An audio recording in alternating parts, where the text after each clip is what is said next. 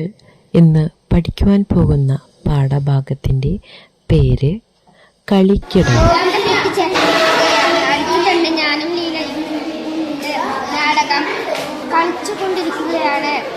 ഞങ്ങളുടെ ഇടയിലാണ് പട്ടി വന്ന് നിൽക്കുന്നത്. ഞങ്ങൾക്കാണെങ്കിൽ ചിരി വന്നു പോവല്ല. ഭൂമിയുടെ കുട്ടിച്ചേട്ടൻ